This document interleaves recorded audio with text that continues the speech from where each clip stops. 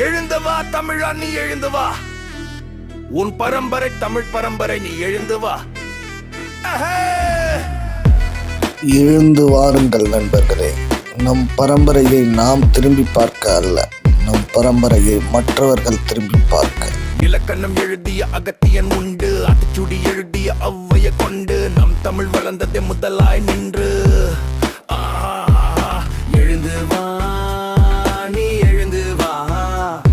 உன் பரம்பரையான் மிக பரம்பரை, நீ எழுந்து வா. திருவாசகம் எழுதிய மணிவாசகரை கொண்டு நாம் செய்து வந்தோமே சிவனின் தொண்டு. பன்னிரு ஆழ்வார்கள் பாடிய திருமலை கொண்டு பாடி வந்தோமே நாராயணன் தொண்டு. பழனி முருகனை பதித்த போகனும் உண்டு, ராமேஸ்வரம் பதித்தது பதஞ்சலியின் தொண்டு. 10 சித்தர்களை கொண்ட தமிழர்களை என்று வேறு யாருக்கு உண்டு இந்த பெருமையில்? வந்து வா, நீ எழுந்து வா. உன் பரம்பரையான் மிக பரம்பரை, நீ எழுந்து வா.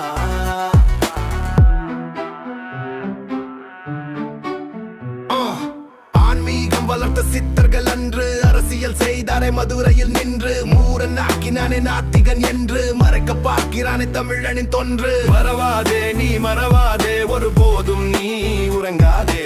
எழுந்து வா, உன் பரம்பரை ஆன்மீக பரம்பரை, நீ எழுந்து வா. ஈசனின் 280 கோயில் இந்தியாவில் உண்டு, அதில் 274 நிற்கிறது தமிழகத்தில் இன்று. மறவாதே நீ மறவாதே, நம் பூமி ஆன்மீக பூமி, நீ மறவாதே. திருமலின் ஆலயம் 108 உண்டு, 100 இருக்கிறது தமிழ்நாட்டில் இன்று. மறவாதே நீ மறவாதே, உன் பரம்பரை ஆன்மீக பரம்பரை, நீ உறங்காதே.